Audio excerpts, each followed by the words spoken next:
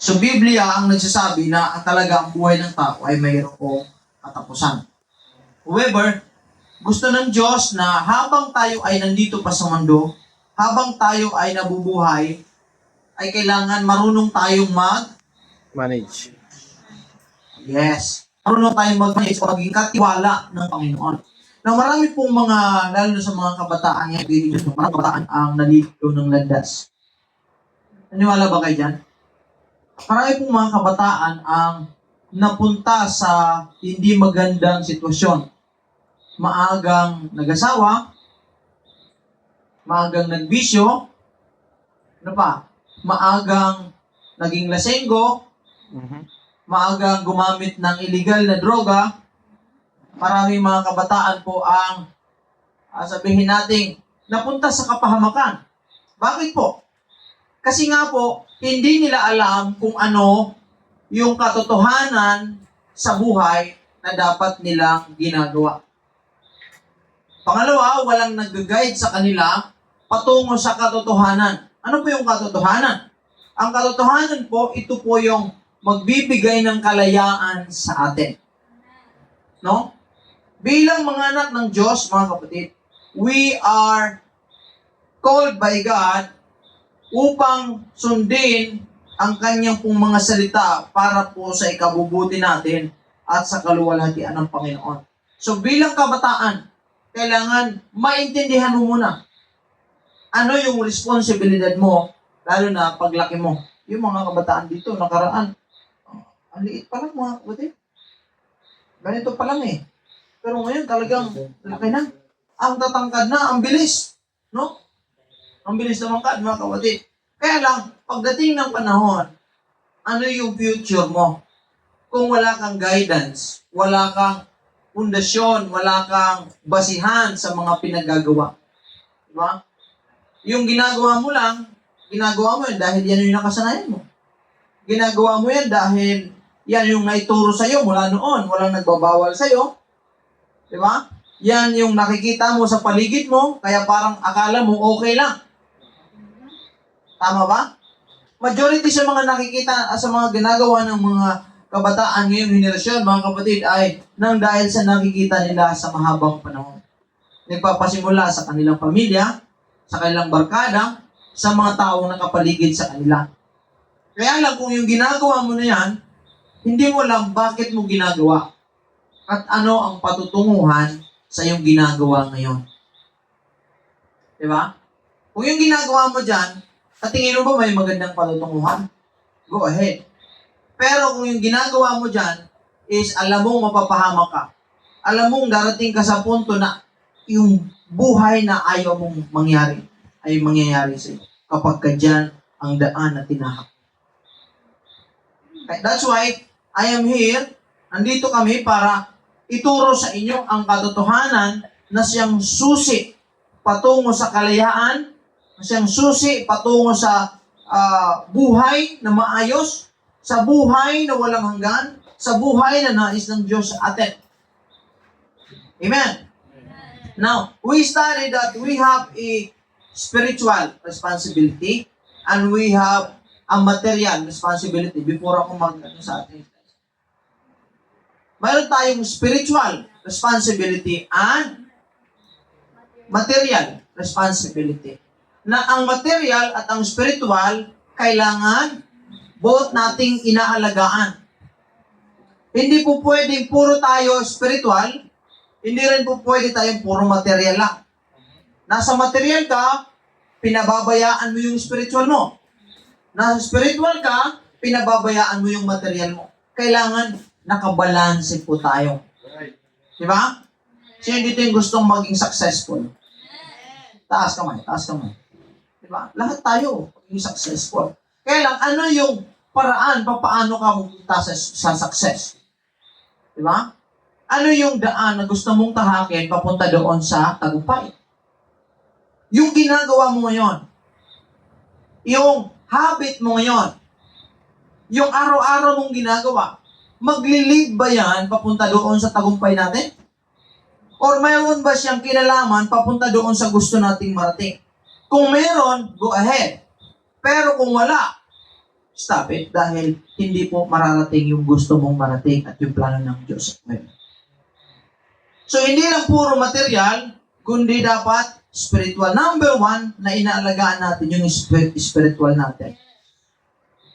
Sabi ng Biblia, Matthew chapter 4 verse 4, man shall not live by bread alone. Ang tao daw ay hindi nabubuhay sa tinapay lamang. Matthew chapter 4 verse 4.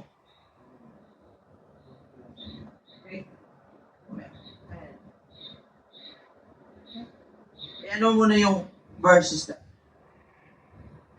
Matthew chapter 4 verse 4, a man shall not live by bread alone, but by every word that proceeded out of the mouth of God. Ang tao daw ay hindi nabubuhay sa tinapay lamang, kundi sa bawat salita na nanggagaling sa bibig ng Panginoon. Ano yun? Nagpapatunay na ang tao ay hindi lang tayo pisikal, kundi tayo po ay spiritual. Marami po ang malusog lang pisikal, pero malnourished o payat spiritual. Diba? Kita? Mga kapatid? It is written, man shall not live by bread alone, but by every word that proceeds out of the mouth. So yung salita ng Diyos, siya po ang nagbibigay ng buhay sa ating pong spiritual. Dahil ang Diyos ay Espiritu at tayo ay nilalang ng Panginoon ayon sa kanyang wangis at ang tanging magbibigay ng lakas ng buhay sa atin bilang mga spiritual being ay ang Espiritu ng Diyos. At ang Espiritu ng Diyos ay nasa kanyang mga salita. That's why, kailangan natin ng salita ng Diyos para tayo ay mag-function according doon sa plano ng Diyos. Kaya kapag ang tao wala sa Panginoon, tingnan mo ang kanyang buhay. Kapag ang tao wala sa Diyos, tingnan mo ang nangyayari sa kanya. Pastor, may nakita naman ako, mga mayayaman. Hindi naman nagsisimba, bakit sila maraming blessing? Di ba? Nakita na kayang gano'n? May mga mayayaman naman, Pastor, na hindi nagsisimba. May mga may pera naman sila. Bakit may blessing kung talagang totoo si Lord? Diba? Hindi lang po financial blessing ang nagmamatter sa tao. Hindi lang financial blessing ang tinutukoy po ng Biblia na kailangan ng tao. Ang financial, kailangan natin yan. Kaya lang, mayroon pang mas mga mahalagang bagay kaysa sa financial. Una, ang ating pong spiritual. Ang spiritual life natin, without our connection, kung walang connection natin sa Diyos, patuloy. Diba? Siya ay nakita niya na lahat. Narating niya na lahat ng tagumpay, nakuha niya na lahat, pero at the end of the day, sabi niya, lahat walang kabuluhan. Sayang lang lahat, mga kapatid. Hindi niya na-appreciate yung beauty ng buhay, mga kapatid. Why? Because wala siya sa Panginoon or wala ang Panginoon sa kanya, mga kapatid. That's why, kailangan malaman mo spiritually. Kailangan matuto ka spiritually. What is God's plan for you? What is God's design para sa buhay? Amen. Sabi ng science, ang tao galing daw sa unggoy. Di ba? Naniwala ba kayo doon?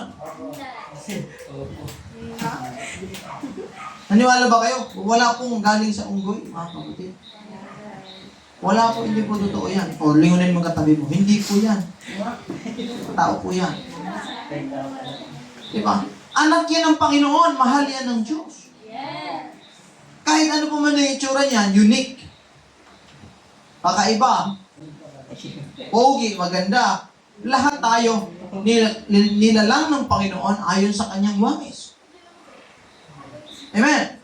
Wala pong discrimination pagdating sa Panginoon. Kaya sa mga Christian, dapat walang discrimination. Sa mga Christian, dapat walang, grabe yung tsura mo.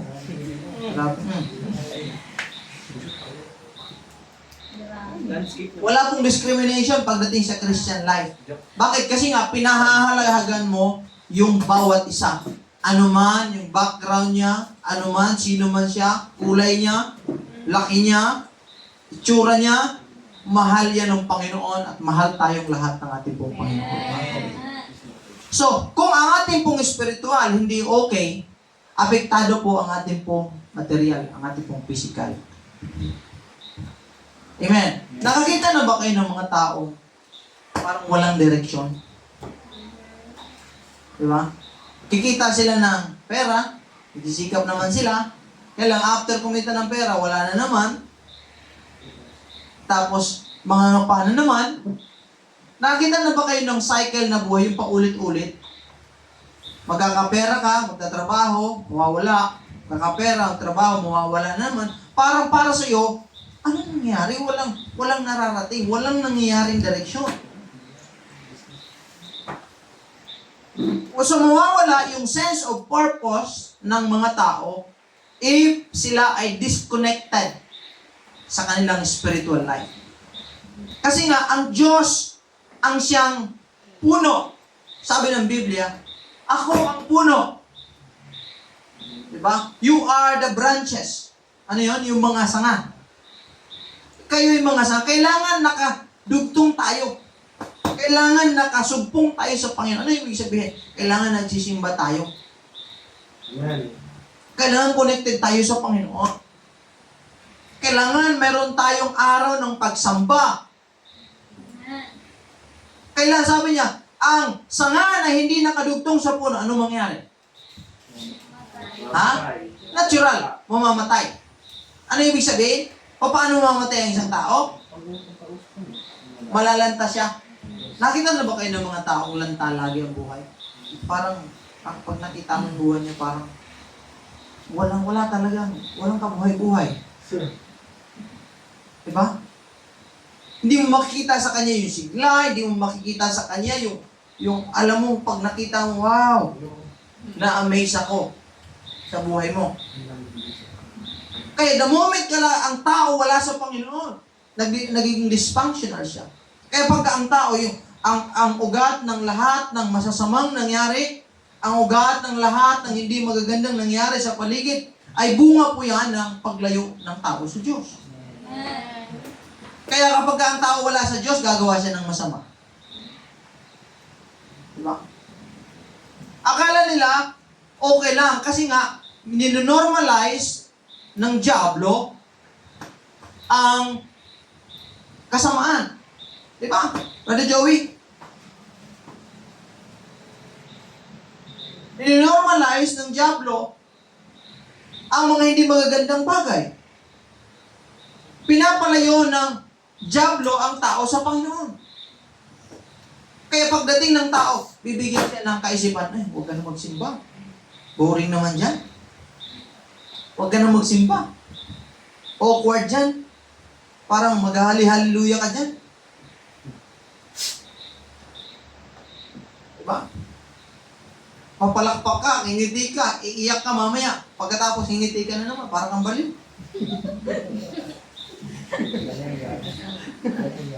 Diba? Ganon ang Diablo. Siyempre, kapag ka nagpadala kayo, sasabihin, ano? Dito na lang ako.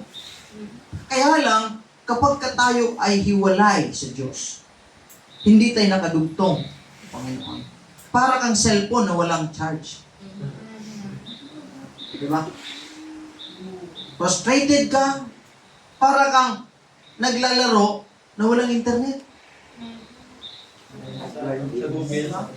Alam niyo yun? Si Lord parang, parang internet yan, wifi. The more na malapit ka, the more lumalakas ka. Yung connection. Walang lag, diba? Diba? Pero habang lumalayo ka doon sa connection, naglalag na. Diba? Tapos frustrated ka. Tapos dahil natalo ka ngayon, ibabot mo ngayon yung cellphone. Mura pa ng mura yung iba. Diba? Kasi nga, mayroong kulang. So sa atin, bilang mga anak ng Diyos, kailangan malaman natin. Alamin natin kung ano ang tunay na layunin ng Panginoon. We need to have the spiritual responsibility. Sabihin natin, responsibility. Kailangan ikaw maging responsible. Sabihin mo sa katabi mo, kailangan responsible tayo. Ano yung responsible? Hindi pabaya. Hindi ka pabaya. Kung may responsibility ka na maglingkod sa Diyos, huwag mong pabayaan paglilingkod mo sa Diyos. Amen? The same ng ating pong material responsibility. Diba? Kailangan meron tayong spiritual responsibility, mga kapatid. Yung paano ka mag-manage ng physical or material, ganun ka mag-manage ng spiritual dapat. Hello? Alam nyo ba na ang buhay ninyo ngayon ay resulta yan ng management mo? Resulta ng management program mo sa buhay mo. Kung wala kang management program sa buhay mo, hindi ka talaga magtatagumpay. Every successful people, mayroon silang management program sa kanilang buhay. Pagdating sa pera, mayroon silang management program kung paano nila i-manage yung pera nila. Pagdating sa love life, sa asawa, sa pamilya, mayroon silang management program. Pagdating sa kanilang business, mayroon silang management program. Brother,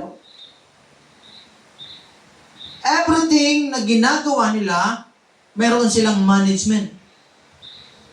Now, if you fail to manage, you manage to fail. Diba? Kapag wala kang management sa buhay mo, parang easy go like, oh, bata pa naman ako, tara. Eto na. Walang mangyayari sa buhay. Ba't di mo kaya seryosohin ang buhay mo? Bilang bata, malakas ka pa. Ba't di mo kaya seryosohin, maglingkod ka kay Lord? Sabi mo sa katabi mo, ba't di mo kaya seryosohin? Seryosohin natin. Diba? Kasi pagka nasa labas, wala din namang nangyayari. Tama ba? Tama? Kung wala tayo kay Lord, wala namang nangyayari sa atin eh. Pero subukan mo si Lord. Unahin mo sa buhay mo si Lord, mga kapatid. Magugulat ka sa gagawin ng Panginoon sa buhay mo, mga kapatid. Magugulat ka sa performance ng Panginoon, sa capacity ng Diyos na gumawa ng mga bagay na higit pa sa inaasahan natin. So, kailangan meron kang material management, physical, at meron kang, spiritual management. Okay? So, anong gagawin mo sa Sige nga, magbigay ng isang konting Anong gagawin mo sa spiritual management? Okay? Spiritual. Para magkaroon ka ng spiritual management, dapat ka sa Lord. Nandiyan ka kay Lord. Nagsisimba tayo. Hello? Sisimba tayo, yan yung number 1. Connected ka kay Lord. So, dapat, anong sabi ko kanina una? Ang buhay ay dapat balance. Amen. Hindi pwedeng puro material, hindi lang pwedeng puro spiritual. Kailangan balance mo. Right. Binabalance mo spiritually and materially. Yung iba kasi, ang pinupurso lang nila, puro pera. Tama ba? Gusto nila lang ng pera. Kaya, ang kanilang spiritual, binababayaan. Ayaw nilang maglingkod sa Diyos. Wala silang oras sa Panginoon. Kaya kahit mayroon na silang pera, kahit marami na silang tinatangkilik, kulang pa rin sa kanila at wala pa rin satisfaction, walang kapayapaan, walang kaayusan, walang kagalakan, walang pag-ibig, walang pag-asa, magulo pa din. Bakit? Kasi nga, isa lang ang kailang pinupurso. Ano yon? Material. Diba? Kasi nga, sabi ng Biblia, aanin mo yan. Kung maangkin mo man lahat, ngunit mapapahamak ang iyong kaluluwa. Wala din. So, I'm speaking to those people na puro ang iniisip material. Puro ang iniisip pera. Paano maging successful? Paano magkaroon ng kayamanan? Paano bubuhayin yung kailang pamilya? Paano magkaroon ng maraming tinatangkilik sa buhay?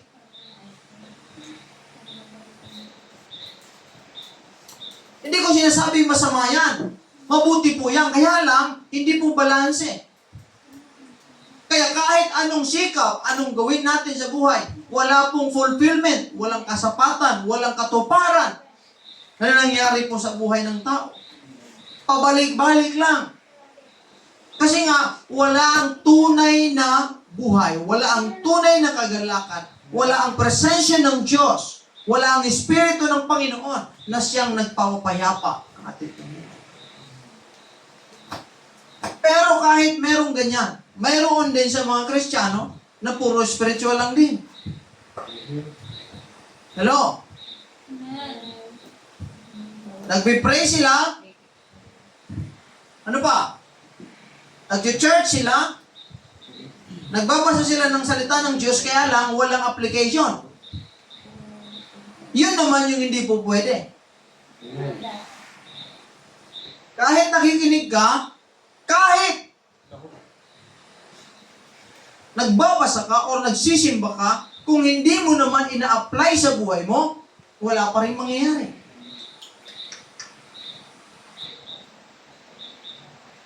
That's why, ang Biblia malinaw, mga kapatid. We need to be responsible spiritually and materially. At bilang mga anak ng Panginoon, you have to be accountable with your spiritual and material life.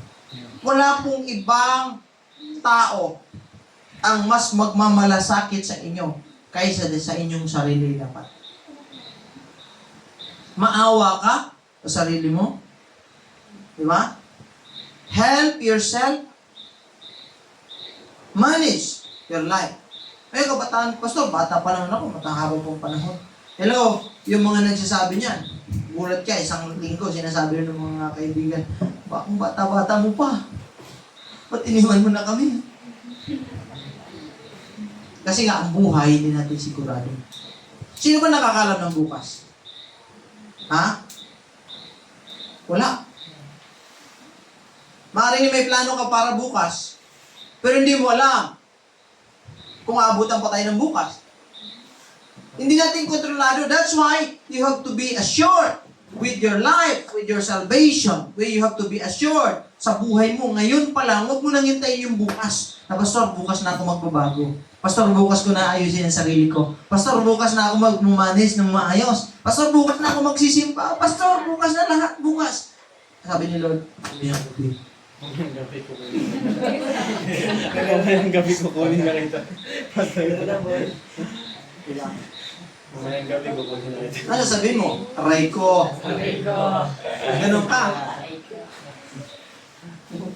Pag mo na, boss. Wala akong ganun. Ay, ganun. Kapatid. So, sino bang nakakalam ng bukas? Wala.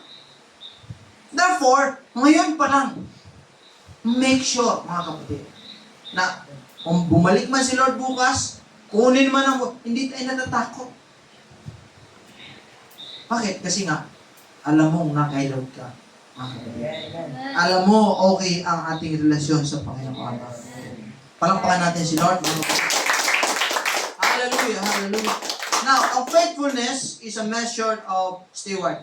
Pasensya niyo yung slide ko, iba yung iba yung faithfulness is a measure of a steward. Ang katapatan. Sino dito yung mga faithful? Nga? Faithful sa kanilang mahal sa buhay. Faithful sa kanilang boyfriend o girlfriend.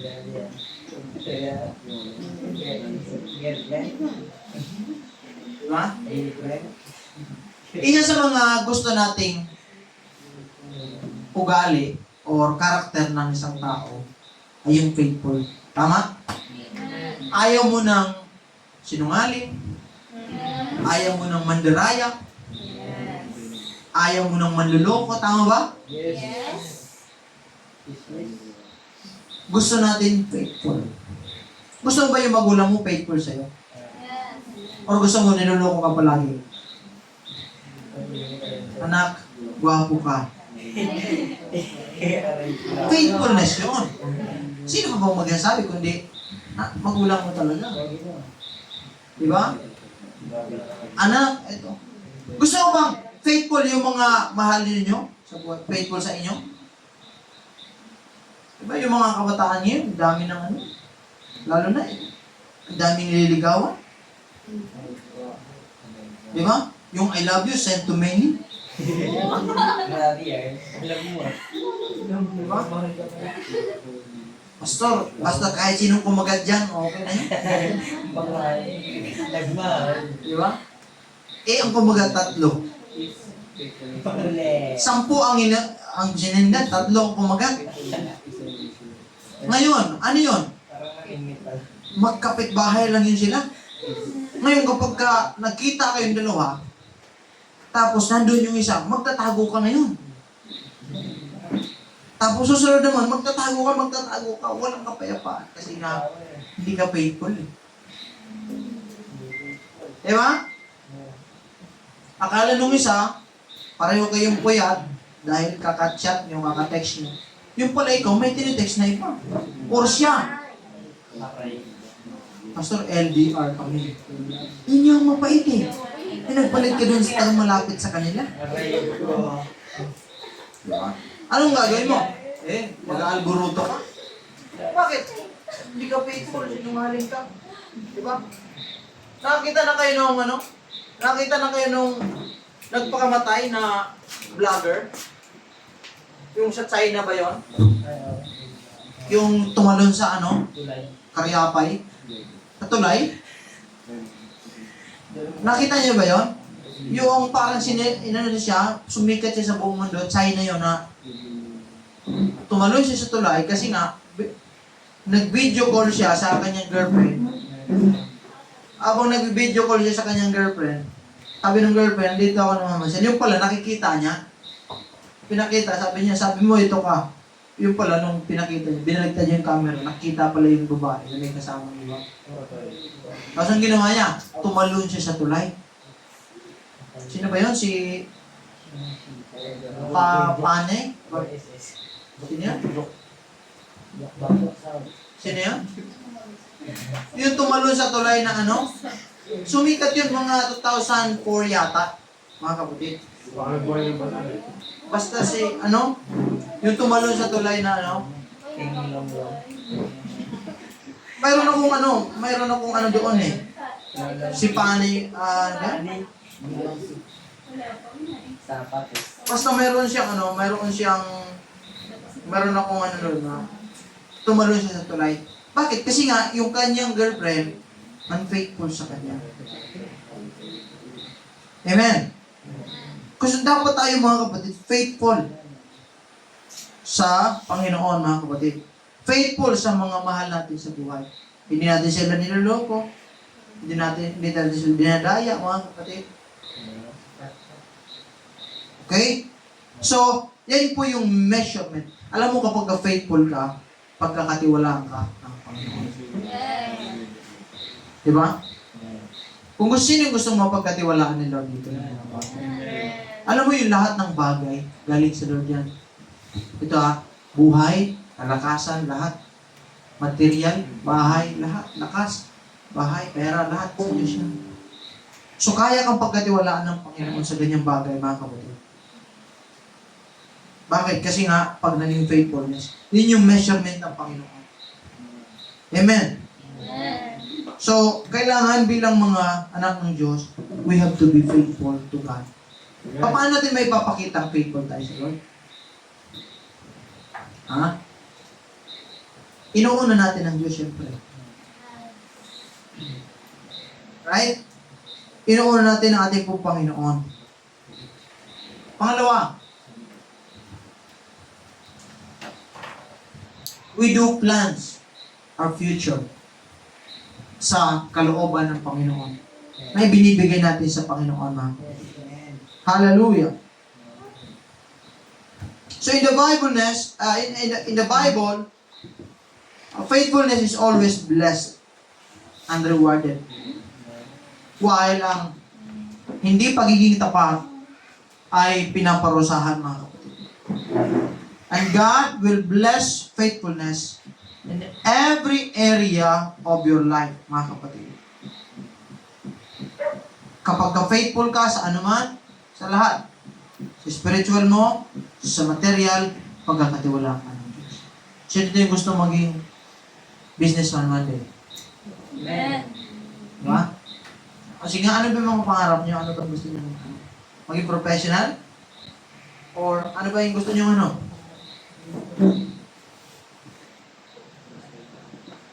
Ha? Ano ba yung mga gusto nyo sa buhay? Be faithful sa iyong pangarap. Diba? Yung mga bagay na magnanakaw ng iyong pangarap, huwag mo na silang entertain. Yung mga gawain na maglalayo sa iyo sa iyong pangarap, huwag mo na silang entertain. Yung mga tao na maglalayo sa iyo sa Panginoon, maglalayo sa iyo sa iyong pangarap, bakit mo pa i-entertain? Ano yun? Yun na ako. Sa Twitter. May maawit mga kapatid, talagang nag-agree sa sinabi. Amen. Hallelujah. We have to be faithful sa lahat, mga kapatid.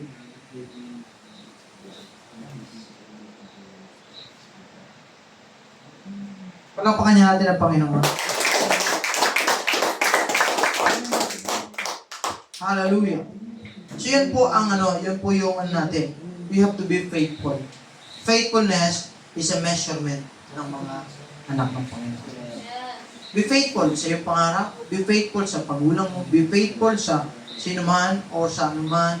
Be faithful sa Lord. Huwag mong ipagpalit si Lord. Hello? Diba? Hindi tayo dapat manluloko. Hindi tayo dapat dalawahan. Dual sim. Dapat kung faithful ka kay Lord, huwag mong ipagpalit si Lord sa anumang bagay. Pero kung mas inuuna pa para kay Lord, dapat hello, pwede ba akong makiusap sa inyo? Dapat pagka-araw ng Sunday, yung mga kaibigan mo, tara, unahin mo natin si Lord, mamaya na yan. After that, mga kapatid, 2 oras lang yun. After, dun, masaya na kayo. Kasi nga, sasabihin mo na kayo, Lord, nakapag-serve na ako sa'yo, Lord. Nakapagsimba na ako, Lord. Nakapag-ano na ako. Gagawin ko na itong mag-ano sa akin. Magpapa-enjoy sa akin. Ganun lang dapat, mga kapatid. Huwag mong ipagpalit ang Diyos sa mga bagay sa libutan ito. Mas better ka dyan. Amen? Now, ang faithfulness is not defined by what a person thinks, by what God, or it is defined by what God says in His Word. Kaya paano malaman na ang tao ay faithful? Hindi dahil sa inisip kong faithful ka na. Mama-measure mo yung faithfulness mo base na salita ng Diyos. Kasi nga, pwede kang magkunyari, di ba? Pwede tayo magkunyari na faithful tayo. Pero pagdating sa Word of God, hindi po natin babali yan, mga kapatid. Pag nagsabi ang salita ng Diyos, faithful ka. No matter ano sabihin ng tao, faithful ka. Pero kapag ang tayo nagtago sa Panginoon, kahit ano pang sabihin ng ilan na faithful ka, sa salita ng Diyos at sa paningin ng Panginoon, tayo faithful. Kayang lang, mga kapatid. Amen? Amen. Hallelujah. So, no matter how we're able to teach or preach, mga kapatid, yung about sa faithfulness, mga kapatid, pero kung hindi natin ipapractice yung faithfulness, lalo sa mga Christian, primary, kahit ano sabihin mo, magulang mo, sa kaibigan mo, Kung hindi mo ipapractice yung faithfulness, mga kapatid, yung message natin, empty pa rin. That's why, kailangan makita sa iyo ang faithfulness, mga kapatid. Yun yung effectivity ng buhay natin kapag ka naging faithful tayo sa ating pong Panginoon, mga kapatid. Hallelujah! So, at the moment the person is disobedience, he becomes unfaithful in the biblical sense. Kapag ang tao hindi sumunod sa Diyos. Hallelujah! He is unfaithful. At was hindi siya faithful, hindi siya maaring pagkatiwalaan. Di ba? Ang hirap nito pagka walang tiwala sa tao, di ba? Hello? Hindi din naiinis kapag walang tiwala sa kanya yung tao. Pagka hindi mo pinagkatiwalaan, siyempre ang faithfulness hindi lang basta-basta ang binibigay, in-earn ang tiwala. Di ba? Yes. Kaya lang kapag nakita kong hindi ka faithful, bakit ako magtitiwala sa iyo?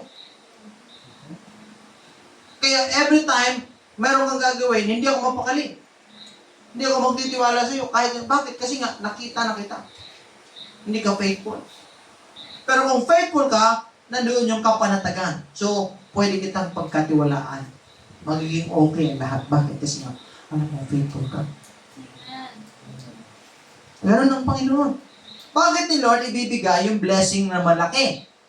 Bakit ni Lord ipo-pour out sa iyo, ibubuhos sa iyo yung masagana, maraming pagpapala ng Panginoon kung nakikita niya hindi tayo faithful sa Kanya? Hello? Yeah. Bakit ni Lord ibibigay yung kayamanan, kaayusan, lahat? Bakit ni Lord ibibigay kung ang tao mas inuuna pa yung mga bagay kaysa sa Kanya?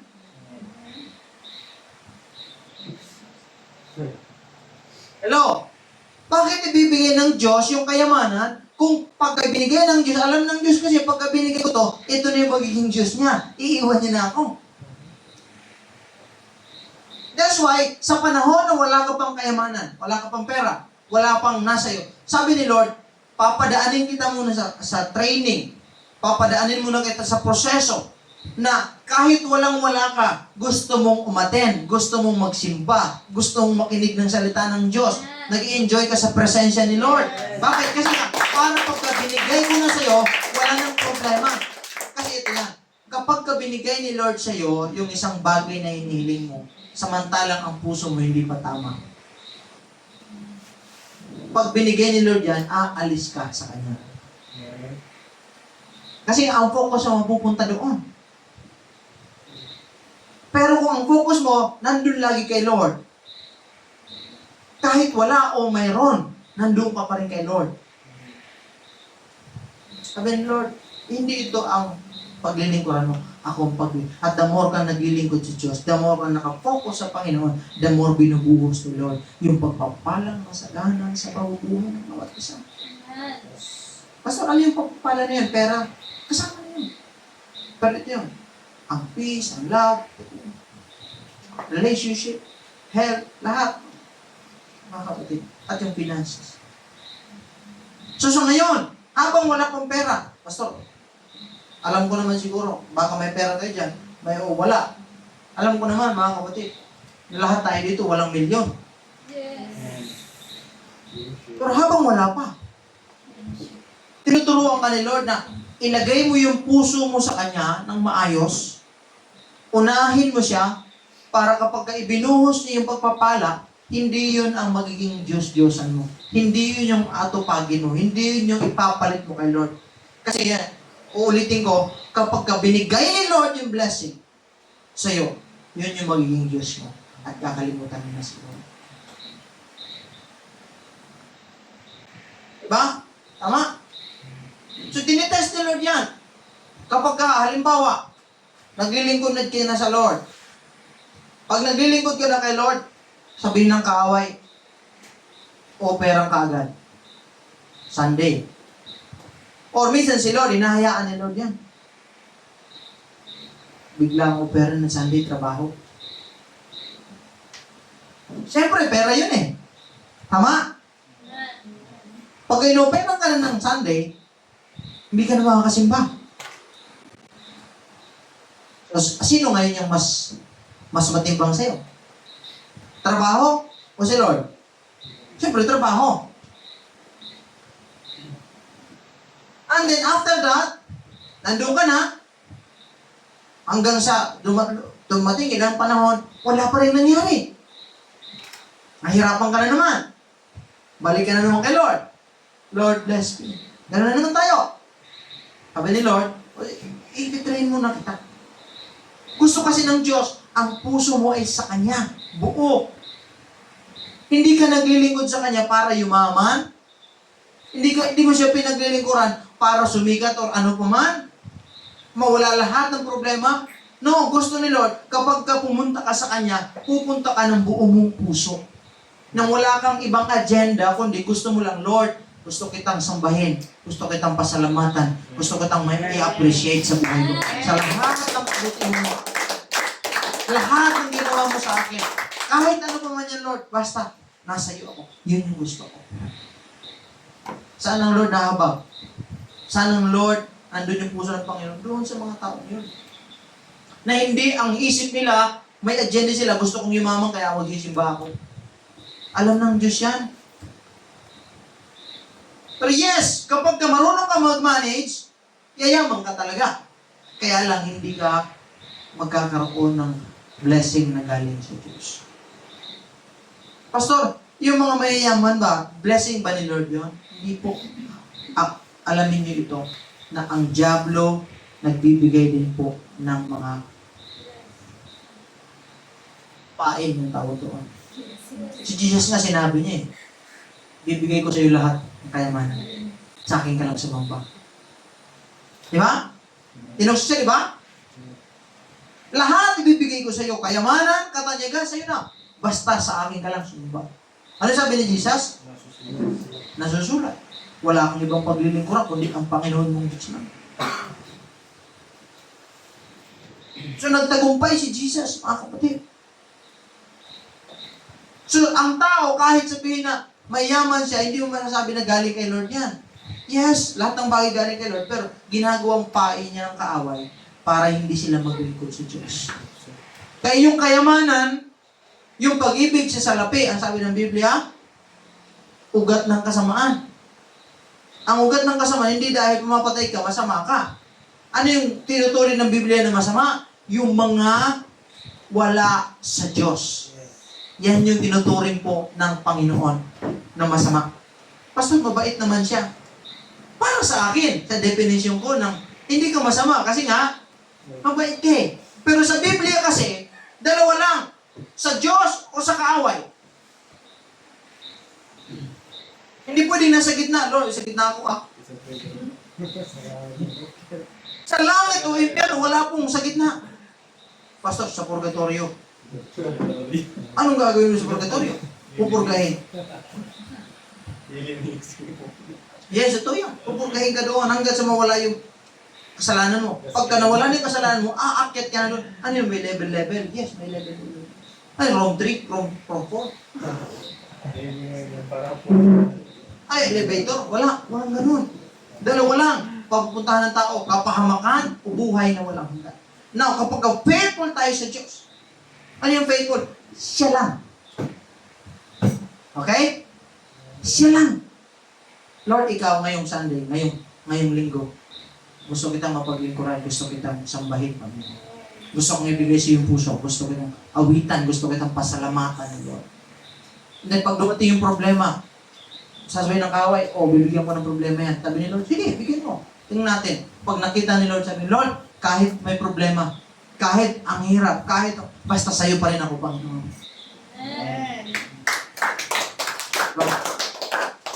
Alisin ko sa iyo yung mga bagay-bagay. Sabi, Lord, basta kahit mawala pa yan, basta hindi importante, hindi ako mawala sa iyo. Yun yung faithfulness. Yan ang faithfulness na tinutukoy ng Biblia. Just like Job. Si Job, mga kapatid, naging faithful siya sa Panginoon. Bakit? Kasi nga, tinukso siya at lahat-lahat na. Inalis na sa kanya lahat. Yung mga anak niya, ano pa? Yung mga ari-arian niya, ano pa? Nagkaroon siya ng sakit. yung mga kaibigan niya. Pero anong puso niya? Sabi niya, sa Panginoon pa rin. Amen. Lahat ng bagay na yan, purihin pa rin ang pangalan ng Panginoon. Anong ginawa ng Diyos?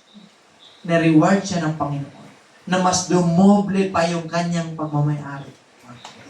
Mas dumoble pa yung blessing niya nung mas nakaraan. Bakit? Kasi nga, naka-align ang puso ni Job sa Panginoon. Yan yung faithfulness. Hello? Ang faithfulness, hindi yung kapag may problema ka, didistansya ka kay Lord. Hindi po faithfulness yan. Ang faithfulness, kapag natisod ka, mawawala ka na, hindi po faithfulness yan, mga kapatid. Yung kapag ka, mayroong pagsubok, may sakit, may persecution, aalis ka na, hindi po faithfulness yan. Ang tunay na faithfulness, kahit sa lahat, dumating man, anumang bagay ang dumating sa atin, basta, kay Lord pa rin po tayo. Amen. Yun yung tunay na faithfulness. Paano sa mag-asawa? Diba? For sickness, and health, o poorer or richer, till death do us part. Diba? Ganun ang Panginoon, mga kapatid, ganyan sa atin. Kita mo, hindi ka sinukuha ng Diyos nung nagpasaway ka. Diba? Nung lumayo ka sa hindi ka sinukuha. Nung kasal ang tao, hindi ang Diyos sumuko. Hindi ang Diyos lumayo. Anong ginawa niya? Ni-reach out niya tayo. Ginawa niya yung pinakamainam. Ano? Napako siya sa cross. Para kanino? Para sa iyo at para sa akin. Yan yung faithfulness. Tapos anong gagawin natin? Ibabaliwalain lang natin si Lord. Diba? Alam mo ang sakit nun? Ginawa mo na lahat para sa Kanya, tapos binaliwala lang yung ginawa mo. Ang sakit. Sabihin mo, ang sakit. Pare. Ang sakit. Namatay na siya sa krus. Binigay niya ang buhay niya. Di ba, Brother Joey? Binigay niya yung buhay niya. Tapos babaliwalain lang ng tao. Ang sakit, no? Pero ang gusto lang ng Diyos, huwag tayong tuluyang malayo sa Kanya. Ang impyerno, ganito. Ang impyerno, baka natatakot kayo. Yung mga nagniningas-ningas, yung mga apoy, asupre, dagat-dagatan. Yes. Pero ang tunay na impyerno, ito yan, yung buhay na wala sa Diyos, walang hanggan. Ayaw ng Diyos kasi forever kang ma-separate sa Kanya. And once na natapos tayo sa buhay na ito, which is the temporal world, yung may time na 24 hours, papasok tayo sa eternity. At doon sa eternity, walang katapusan yon. Doon ang tao malalaman kung forever siyang malalayo sa Diyos or forever siyang kasama ng Panginoon. Yun yung impyerno. Kapag ang tao forever na wala sa Panginoon, wala na pong makapagliligtas doon. Wala na pong magsasabing, Lord, bigyan mo ako ng chance. Lord, sana nakinig nila. Kaya nga doon yung impyerno eh. Ang impyerno ay puro torture doon. Mental torture, emotional, lahat. Physical torture, nandoon na lahat. At yan ang ayaw ng Diyos. That's why, pinadala niya ang kanyang lingkod dito sa lugar na ito. Ayaw ng Diyos kasi yan eh. Gusto ng Diyos na walang hanggang kasama natin siya. Nandoon yung buhay, nandoon yung kapayapaan, nandoon yung kasiyahan, nandoon lahat ng mga pangarap natin, mga kapatid. More than what you could imagine. Nandoon sa piling ng Panginoon. So, ang requirements lang is faithfulness. Amen. Be faithful in all areas of your life. Sa Lord, spiritual, sa relational, sa health mo, yan, sa health, intellectual, and then sa financial. Be faithful. Kung maging faithful ka sa spiritual, malalapit ka kay Lord. Sa yung relational, maging faithful ka, maayos yung relation mo. Sa health, be faithful to yourself. Di ba? Yung mga diet, daya. Di ba? Yung health mo, huwag mong dayain. Ayusin mo. Di ba? Kasi tayo din magsasuffer niyan. Yung mental health natin, be faithful. Kasi kasuhin natin. Yung financial natin. Be faithful with your finances. Ano yan yung measurement ng Diyos sa atin. If you're faithful, He is faithful to you. If you're unfaithful, tandaan mo, there is a consequence. Unfaithfulness often punished. Napapunish yan. Pero yung faithfulness often blessed and rewarded. Siyempre, doon tayo sa reward, di ba? Amen. Palakpakan natin ang Panginoon. Salamat sa Diyos, mga kapatid. Sa bawat isa nandito ngayon. At ano ko yung send ko sa kanya, ibang ano. Kaya lang, nandito tayo. So, rin yung sunod, babawi tayo, magkaroon tayo ng ating pong PowerPoint, mga kapatid. Pasalamat sa bawat isa. Once again, bago ako magtapos, mga kapatid, be faithful sa Diyos. Unahin niyo muna si Lord.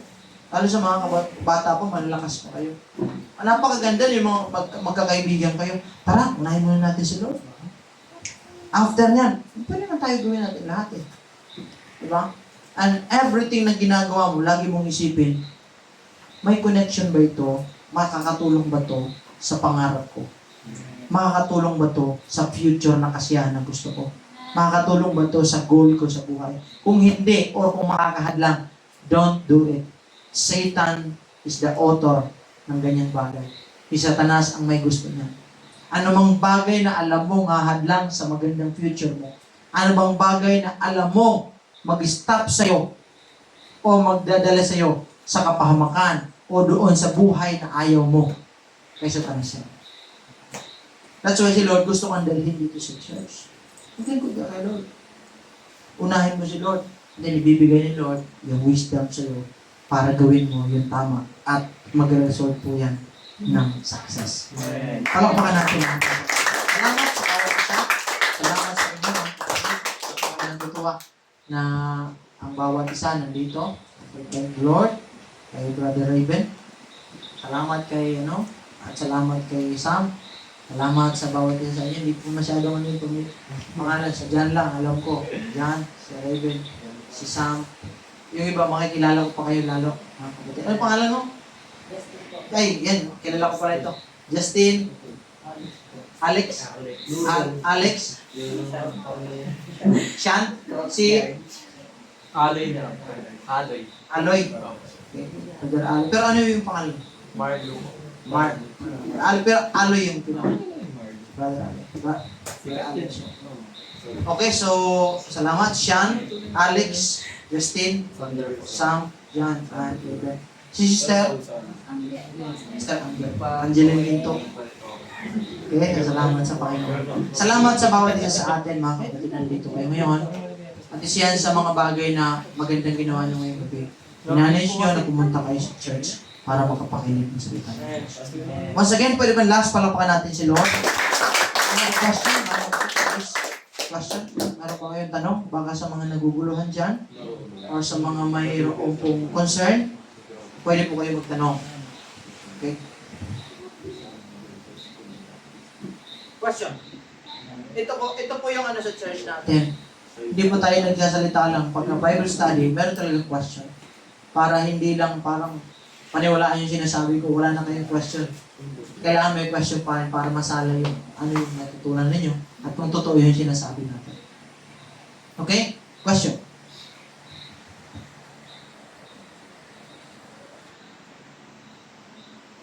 Basta pogi ba ako? Oo naman. May question ba kayo?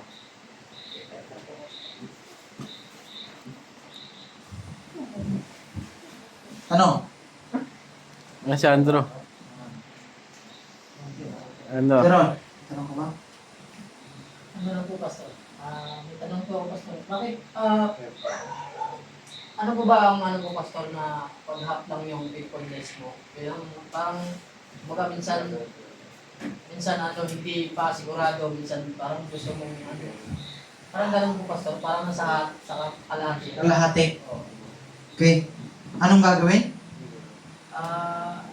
Yun yung, Pastor, nagtanong ako na paano pa ang faithfulness mo kalahati lang? Okay. Kapag kalahati ang faithfulness, hindi faithfulness yun. Okay?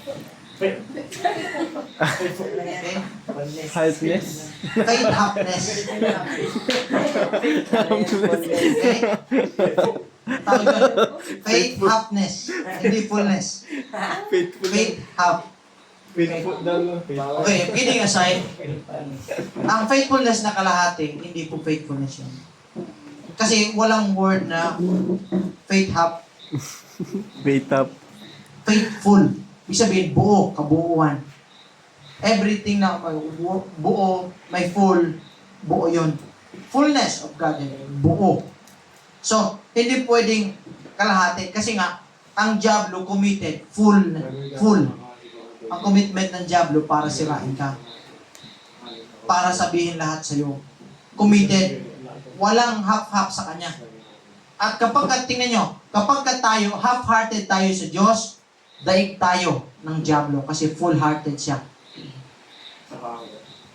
Yes. Full-hearted, fully committed ang Diablo para sirain ka. Sirain ang future mo. Ilayo ka sa Panginoon. Fully committed siya. 24/7 yung kanyang trabaho para malayo ka sa Panginoon. Lahat sasabihin sa iyo, lahat ipapakita sa iyo, lahat ipaparamdam sa iyo para mag-doubt ka sa Diyos, para lumayo ka sa Panginoon, para hindi ka maging faithful sa Panginoon. Talo tayo kapag kakalahati lang ang puso natin. That's why Biblia sabi niya, thou shall love the Lord with all your heart, with all your mind, ng buo mong puso, ng buo mong pag-isip, ng buo mong kaluluwa. Hindi ka dapat na sa nararamdaman mo, parang, gusto kong kalahati lang muna. Gusto kong hindi mo. No! Hindi po pwede yun, mga kapatid. Hindi ka pwedeng magpadala sa feelings mo. Yung nararamdaman kasi, hindi sa lahat ng panahon, feeling mo, okay. Okay ang feeling mo. Tama? Hindi sa lahat ng panahon, masaya ka. Hindi sa lahat ng panahon, malakas ka. May mga panahon na nanghihina ka. May mga panahon na malungkot ka. May mga panahon na parang pagod ka na. Pero yung mga panahon na hindi mo yung iniisip, ang iniisip mo, ang Diyos. Kahit malungkot ako, kahit di ko feel, kahit nahirapan ako, kahit may problema ako, hindi magbabago yung faithfulness ko sa Panginoon. Kasi kahit ganun yung nangyari sa buhay mo, nagkasala ka, ano pa man, si Lord naman di nagbago sa iyo. At yung puso ni Lord, hindi kalahati. Okay? Buo yun. Buo ang puso ng Panginoon. Bakit kalahati? Papayag ba? Sino papayag dito? Na mahal ka pero hindi ka mahal. Kalahati lang. Mahal lang ito kumbaga. Kalahati Hindi lang. tayo papayag. Amen. So, huwag nating hayaan ng Diablo na atakihin tayo. Huwag nating hayaan ng Diablo na dayain tayo. Kalahati. No. Hindi siya faithfulness. Mga kapatid. Unfaithfulness yun. Yung kalahati. Buo. Huwag mong isipin, mga kapatid. Sa anumang areas ng buhay mo, huwag mong isipin, yung kalahati lang. Puro. Kasi nga, ina-expect mo kalahati. Paano kayo bless ni Lord niyan? Amen. Amen. Diba? Yung buo sanang blessing sa'yo, kalahati lang.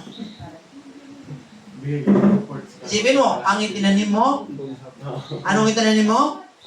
Siya mo nga. Ano yung mo kalahati? Diba? Sabi, buo sana eh. Kaya lang, kalahati lang. Sakyan ba sir? Diba? Anong ganun ka? Sasakyan, kalahati lang binigay sa'yo.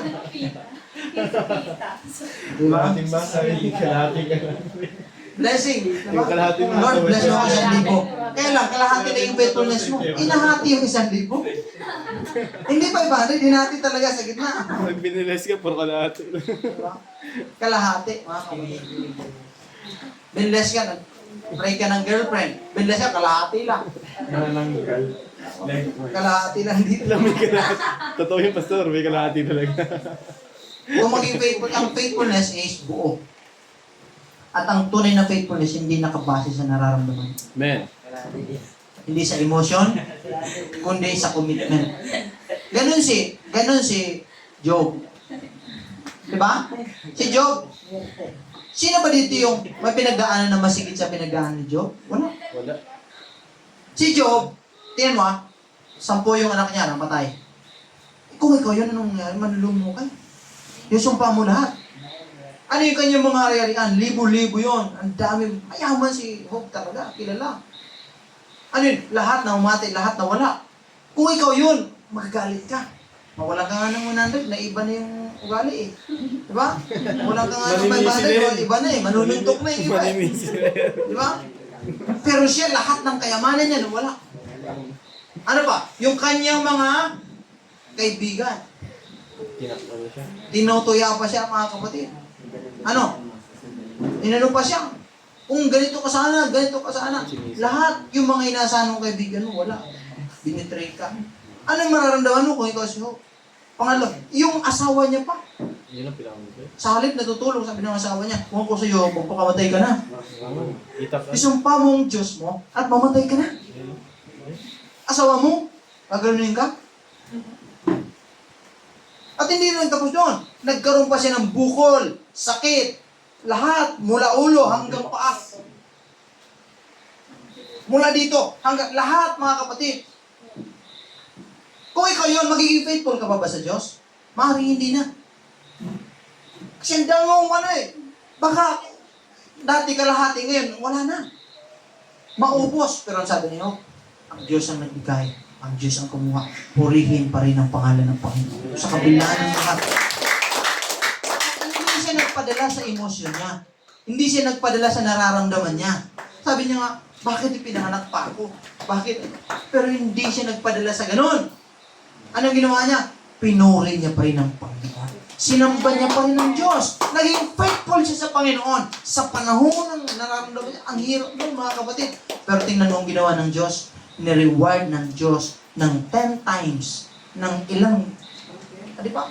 Folds. Yung blessing na galing na papunta kay Hope. Yung kanyang kutis na dati, palumana. Sabi ng Biblia, binigyan siya ng Panginoon ng panibagong kutis na parang kutis ng bata.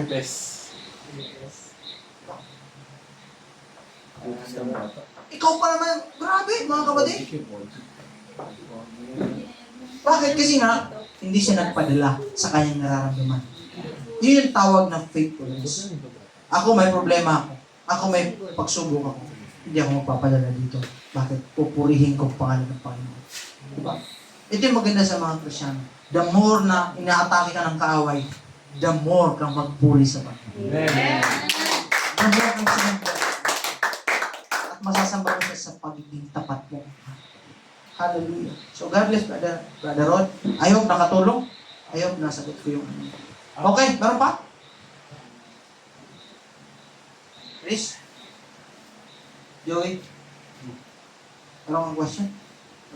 Kung wala na, Brother, Justin, may question ka? Ask ko lang po, Pastor. Ano, may ginagawa po ba o may gagawin po ba ang Panginoon doon sa, na-example mo nga po yung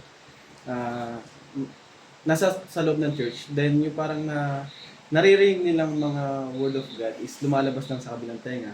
Or parang na-example mo nga rin po yung sa isang puno na tayo yung mga sanga.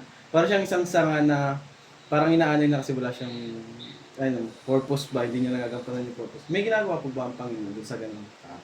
May ginagawa ang Panginoon sa Mga ganung tao, may na hindi connected sa Kanya? Opo, yung parang palamuti lang, parang walang ginagawa, parang Okay. na example mo. So, siyempre, ang Diyos is talagang may gagawin naman sa ano. Meron naman po. Kailangan lang maintindihan ng tao na tinawag siya ng Diyos for a purpose. Tinawag siya ng Diyos para mayroong gampanin, mayroong gawin. Kapag naunawaan niya yon at nagpasubmit siya, naging faithful siya sa Panginoon, gagamitin na lahat ng Panginoon. So, ang Diyos ay gumagawa. Ang Diyos nagbibigay ng magaling puso ng tao. So, kung halimbawa, yung mga kapatiran, lalo na sa mga bago natin, and one day gamitin kayo lahat ng Panginoon. Sa ngayon, hindi ko pa masasabi. Pero siyempre, one day, I pray na gamitin lahat ng Panginoon. I pray na hindi lang tayo taga-upo sa church. Kasi talaga, sabi ng Biblia, hindi tayo tinawag para maging taga-upo lang. Tinawag tayo ng Diyos to go and make disciple. Ibig sabihin, ngayon, dinidevelop ka ni Lord. Inaayos yung ugali natin, karakter natin, and then pag maayos na tayo, gusto ni Lord na mag-duplicate tayo.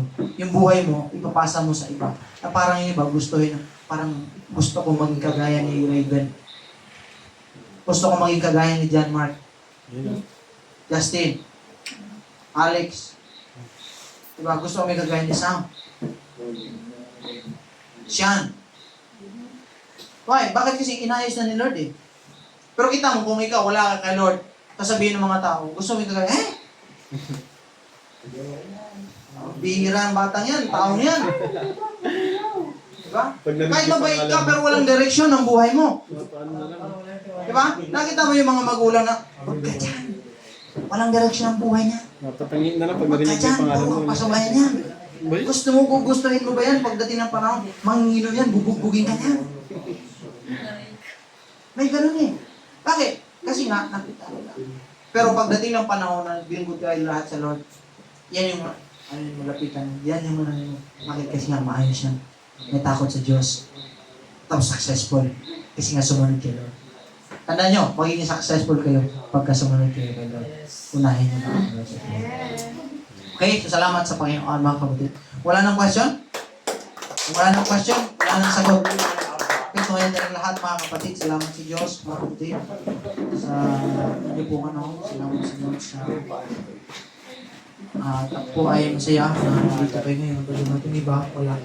Dahil ginabi na siguro. I thank God. Sana magpatuloy tayo. I hope to see you on Sunday. I hope to, sa mga cell group mga kapatid, magkasama tayo. Maglingkod tayo sa Panginoon. Let us pray.